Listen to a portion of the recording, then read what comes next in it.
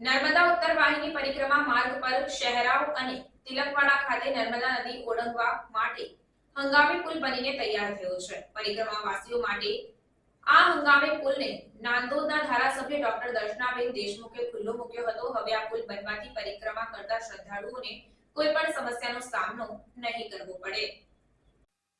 નર્મદાની પંચકોશી પરિક્રમા દરમિયાન શહેરાવથી તિલકવાડા વચ્ચે નર્મદા નદીમાં બનાવવામાં આવેલો હંગામી બ્રિજ પરિક્રમાવાસીઓની અવરજવર માટે યોગ્ય હોવાના માર્ગ અને મકાન વિભાગના સર્ટિફિકેટ બાદ મંગળવારે સાંજથી તેને ખુલ્લો મૂકી દેવાયો છે.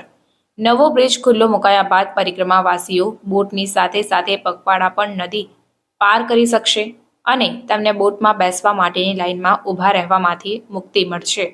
અત્રે ઉલ્લેખનીય છે કે શહેરાવથી તિલકવાડા વચ્ચે હંગામી પુલ બનાવવા માટે સરકારે સર્વે કરાવ્યું હતું, પરંતુ પુલ નહીં બનાવી આપતા સ્થાનિકોએ ફાળો ઉઘરાવીને 15 થી 18 લાખના ખર્ચે 200 મીટર લાંબો અને 8 ફૂટ પહોળો બ્રિજ બનાવ્યો છે. 10 દિવસના સખત પરિશ્રમ બાદ બ્રિજ તૈયાર થયું છે, જેમાં 1 મીટરના 80 ભૂંગળા દબાવી 200 થી વધુ રેતી ભરેલી ગુણો તેમજ માટી મેટલનું પુરાણ કરી આખરે નર્મદા સેતુ તૈયાર થયો હતો. મંગળવારે એસપી પ્રશાંત સુંબે તથા ડીઆરડીએના નિયામક જે.કે. જાદવ સહિતના અધિકારીઓએ પુલની મુલાકાત પણ લીધી હતી. માર્ગ અને મકાન વિભાગના અધિકારીઓએ પુલ લોકોના પસાર થવા માટે યોગ્ય હોવાનું સર્ટિફિકેટ આપતા મંગળવારે સાંજથી તેને લોકો માટે ખુલ્લો મૂકી દેવાયો છે. શહેરાવથી તિલકવાડા નાવડીઓમાં નદી પસાર કરવાનું થતું અને બીજા પડાવ પર કીડી મકોડી ઘાટ પાર નર્મદા નદી ક્રોસ કરવાની થતી. આમ બંને બાજુ નાવડીનું ભાડું ચૂકવવાનું થતું હવે એક બાજુનું જ ચૂકવવાનું રહેશે, તો બીજી બાજુ નદીઓનો ફ્લો વધી જતા પરિક્રમાવાસીઓ સરળતાથી એક બાજુથી બીજી બાજુ અવર જવર કરી શકશે. પુલના બંને છેડાઓ તથા ઉપરના ભાગે બંદોબસ્ત રહેશે. શહેરાઓ પાસે નદીની સામે કિનારે જવા માટે લોકોને બોટમાં બેસવાનો વારો આવે તેની રાહ જોવી પડતી હતી, પરંતુ હવે બ્રિજથી પગપાળા નદી પાર કરી શકાશે. બ્રિજ પર લોકોનો ધસારો ન વધી જાય તે માટે પુલના બંને છેડા તથા ઉપર પોલીસ બંદોબસ્ત ગોઠવવામાં આવશે. લોકોની સલામતી માટે ડબલ બેરિકેડિંગ કરવામાં આવ્યું છે. હંગામી પુલ પર લાઇટોની સંખ્યા વધારવામાં આવી છે તથા બંને છેડા પર બેરિકેડ્સ મૂકવામાં આવ્યા છે, જેથી કોઈ નદીમાં ન પડી જાય. પુલની બંને તરફ એનડીઆરએફની ટીમ તૈનાત કરવામાં આવશે, જેથી કોઈ નદીમાં પડી જાય તો પણ તેને તરત જ બચાવી શકાય. જો કે વર્ષો બાદ નર્મદા પરિક્રમા માટે તંત્ર અને સેવાભાવી સહયોગીઓ દ્વારા સુંદર વ્યવસ્થા થઈ છે. આવી કામ કરતા આ નવયુવકોએ કે જે લોકોએ ગત વર્ષે પણ આ જ બ્રિજ બનાવ્યો હતો, પણ આ વર્ષે આની મજબૂતાઈ, આની સ્ટ્રેન્થનિંગ ખૂબ જ વધારે છે.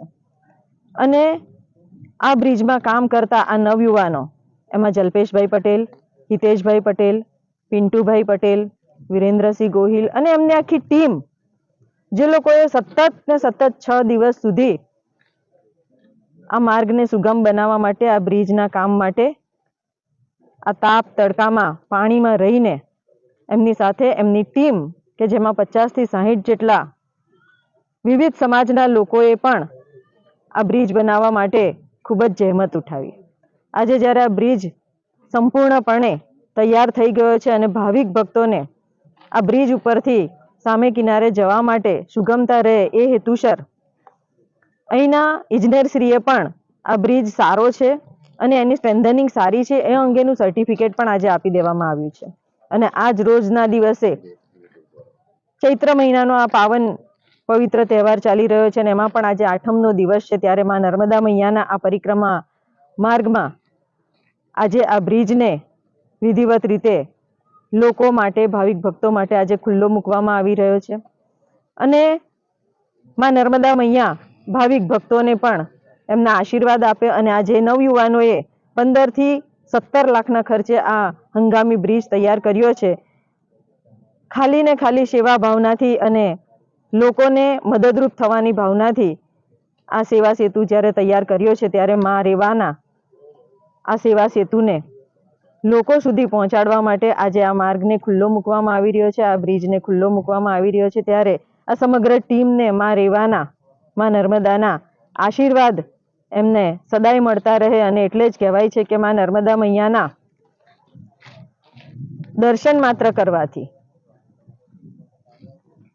એક જન્મના પાપનું, એના સ્નાન કરવાથી સહસ્ત્ર જન્મના પાપનું અને આ રેવાના કળિયુગમાં માં રેવાની આ ભક્તિ કરવાથી એમના પાપોનું હનન થાય છે.